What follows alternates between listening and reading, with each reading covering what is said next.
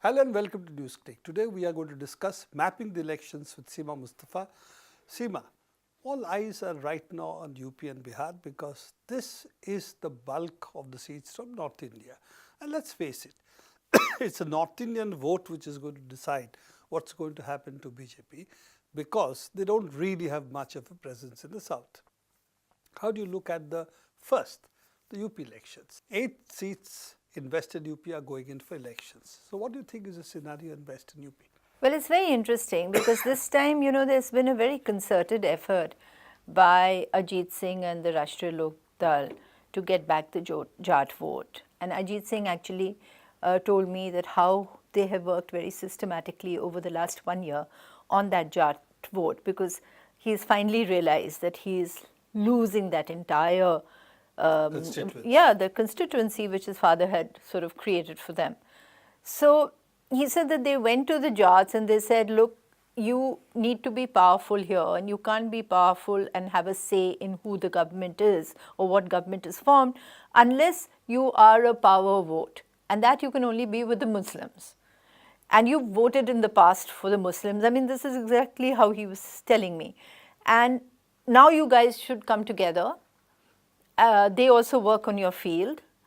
And, this whole fracturing of Muzaffarnagar, where incidentally he's contesting the election from, should not happen and we should come back together. So, he is now very sure that the Jat is returning, and this Mahagathbandhan rally that they had 3 days ago in Saharanpur, Western UP, Deoband area, there was a huge response. I mean, people say bigger than what was in Modi's last rally in this area. So it's very interesting, and the Jats came out to listen. What you're saying also makes a different kind of sense because one is the unrest among the peasantry, and that has affected the Jat peasantry as well. They are sugarcane, and in fact there's a bigger issue over there that they have gone into sugarcane in a larger way, partly because of the threat of cows. Now the stray cattle menace, which is now endangering their fields. Gai kha gayi. And the BJP cane is one crop which the cows find it more difficult, shall we say, and therefore is less affected by the cow menace. So they have put in a lot of things on cane, but unfortunately the sugar prices, both the international prices and the local prices, huge time it takes for them to realize it. All of it has affected the Jat peasantry as well. Yes. So really is a part of the peasant unrest which you have seen. But it depends now to what extent the communalization has actually seeped in. The last 24 hours always, is when this vote bank decides where it's going to go. I remember in the 2014 elections and after, in the last elections, that where are you going to vote after demonetization in the assembly elections, and everybody in this belt came out and said, we are very angry and they've ruined us. And then they brought Yogi in, right? So you can't say what happens in the last 24 hours. And much as we would like to underestimate communalization in UP, given the fact that we're all talking about how the elections campaigns are on issues and they're being fought on real issues, on economic livelihood, at the end, in those 24 hours, which is always crucial in the Hindi belt somehow, these guys have the machinery and the organization to be able to flip things. Kind of hate propaganda which comes on WhatsApp and so on, what it does. But this other thing that you talked about, that Charan Singh had also built the alliance based on peasantry, but also on the Muslims and the Jat peasantry and the workers, farm workers not being split. But he's been able to also project a secular constituency for himself as well as his party. That actually did fracture with Muzaffarnagar and what the BJP has been doing for the last 20-25 years in Western UP. Yes, and it was the Muzaffarnagar was important because it moved away for the first time in this area from the towns into the villages. Yes. And it was communal violence. And the other thing was neighbor hit neighbor, which hasn't happened. It doesn't happen. Usually the people who come in and these kind of things are usually outsiders. And in a village when you have this happening, even now there are entire villages where the Muslims haven't gone back. because it's your neighbor who attacked. So it is a fractured sort of constituency. So while they've been working at it, have they worked enough? Is it actually mended fences? Are they actually coming back together? But what was very heartening on a positive note was the Gadbandhan rally in Saharanpur, because you had all the communities there, including Dalits.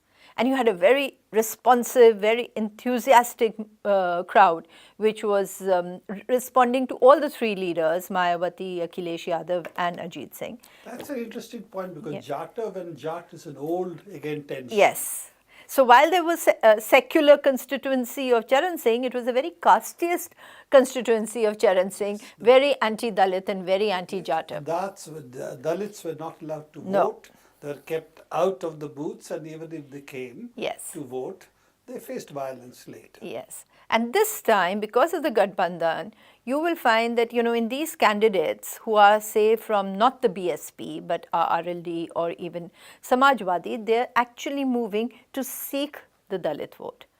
Now that, whether it gets transferred or not, will depend. But obviously, Mayawati has made it very clear, and the chemistry between the three was rehearsed, it was good. They didn't say anything which was wrong, because they were really on show. And a lot of voters of that region had said that we want to see how they are in this rally before we make up our mind.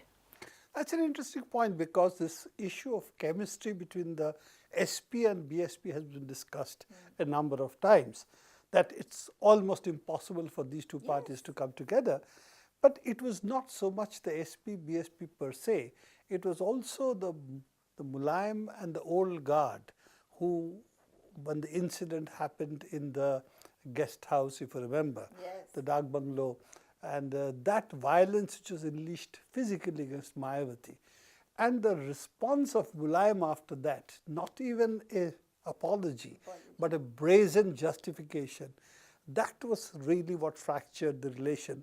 So it's in that sense helped that SP is no longer headed by Mulayam, and he's really become a kind of A patriarch, sort of. patriarch who is given respect but not listened to. Not listen, That yes, is also exactly. And I think the Akhilesh Yadav's personality really contributes to this, because he's very soft, he's quiet, he's very, he's sort of really very generous in the way he discusses or, the alliances. And it's a soft-spoken, very sort of whatever you want, Mayawati ji, Behan ji kind of attitude. That has really worked for him. Though he's a very firm guy, he knows exactly what he wants. He never moved back. He isolated that other uncle of his, Shivpal Yadav. He made it very clear that Mulayam Singh, you're my father, but it's got to be the way I want to run the party. And he's running it. Well, this is of course the larger issue of dynastic politics, which we won't discuss today. But the Congress, is it going to be a spoiler in UP, or at least in Western UP? That's what the fear, I think we did discuss it on one of our programs, but it's becoming very real. And apparently it's going to have a lot of considerable impact on several seats in Western UP, which is going to polls tomorrow, which is on the 11th. And other seats also, which are going to follow. Like, for instance, Moradabad. I mean, that's, something which the Congress had 1% seats, 1% of the vote share in the last election. And they have brought in a very strong candidate from Pratapgarh, Imran Pratapgarhi. Why he is strong is he is like a rock star amongst the Muslims. He's sort of into, this churns out poetry, gets emotional, weeps, cries, and yet keeps secular. His language is very secular. But he's the guy who's been brought in. Now, he's very popular. He's a household name. And if the Muslim vote splits over there, then the BJP comes in. So there are lots of these seats where they have actually fielded candidates to contest the Mahagathbandhan, which is just absurd. Well, that we have discussed last time, that the Congress seems to be thinking that it should be the key opposition. It is not thinking of defeating the BJP at the moment. And that also seems to be the calculations, that we cannot vacate the opposition space in states like I know, and if that's going to be your calculation, then you should have prepared for it for the last 5 years, and maybe today been in a position to do it. But you can't do it 2 months before the polls, because you've got no organization in UP which is capable of mopping the votes. So at the most you will be a spoiler. You won't win the seat, but nor will the Mahagathbandhan.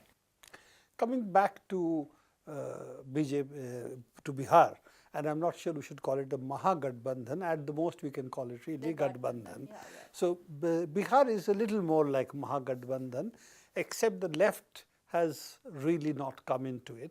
Left has some pockets of influence, but I think there's only an adjustment over Ara as of now, but no other seat, including Begusarai. What do you think first? What is the broad picture you see in Bihar?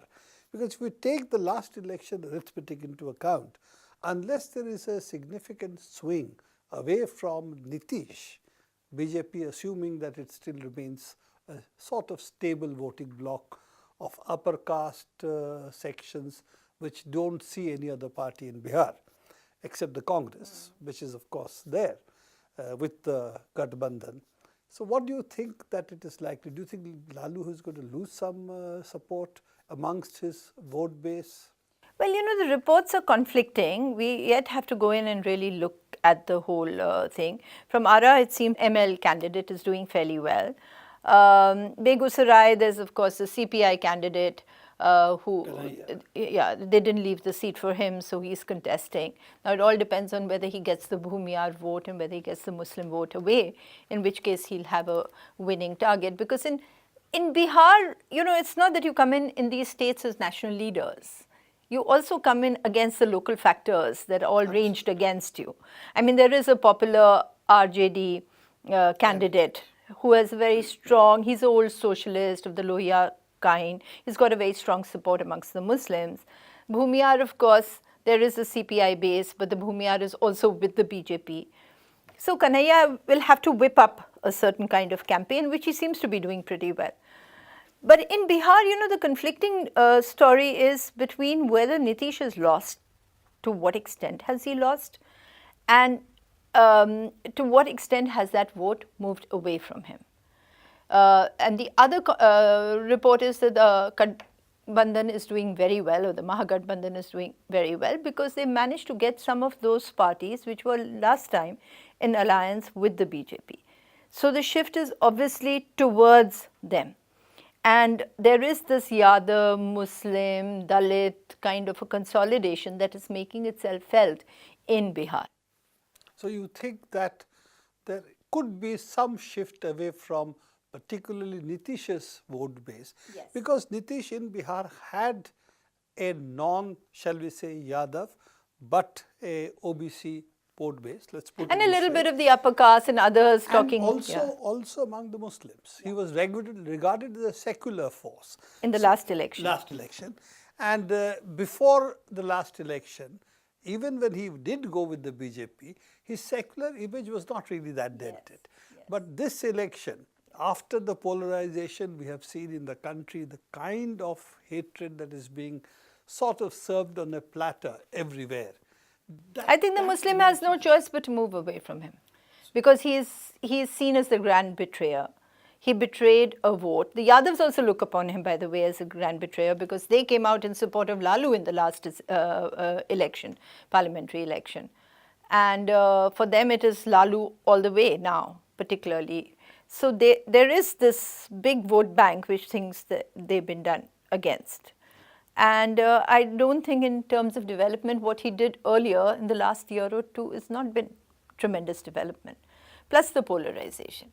So interestingly, I always feel that Bihar is less communal and more casteist than UP, or not more equally casteist, but somehow less communal than UP.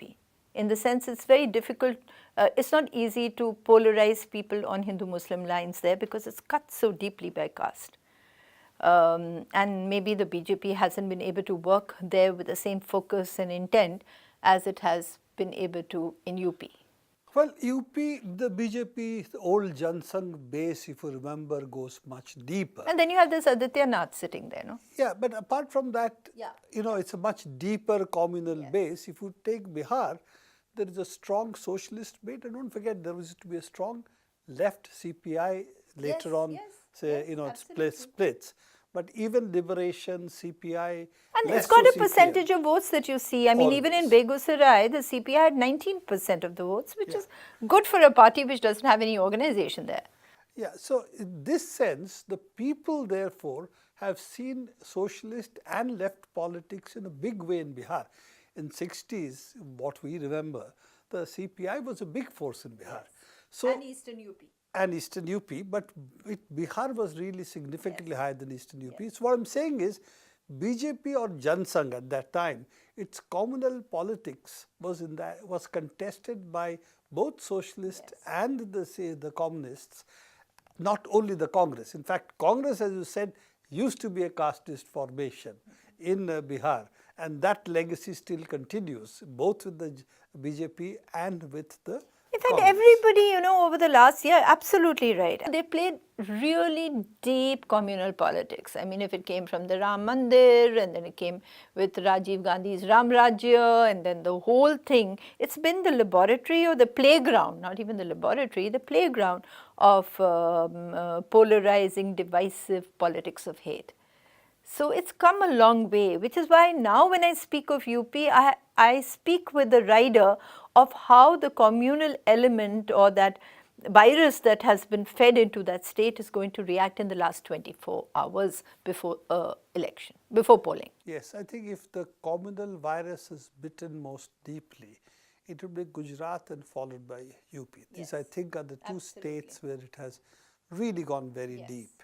And the countervailing forces have, in that sense, have been more, shall we say, community-based in terms of caste formations, and not really secular formations who can really contest, therefore, not identity politics, but really with secular politics, which always, is really the counterpoint or the antipode, so to say.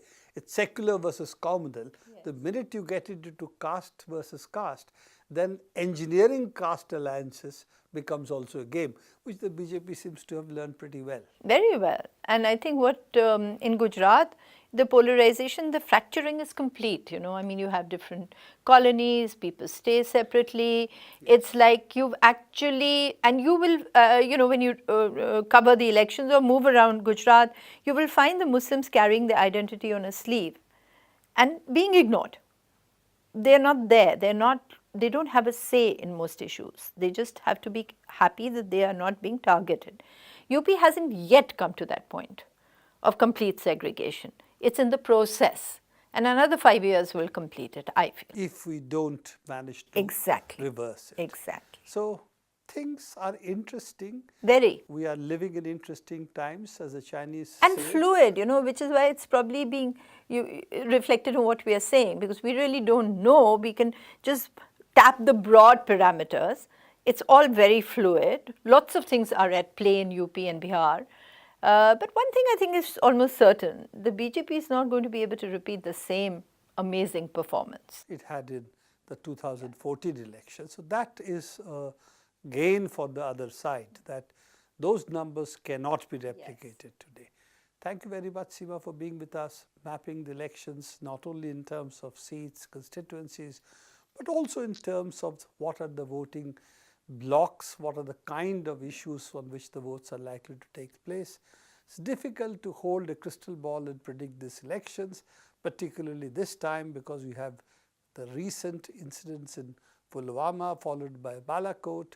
So all of this is also, shall we say, a volatile mix at the moment.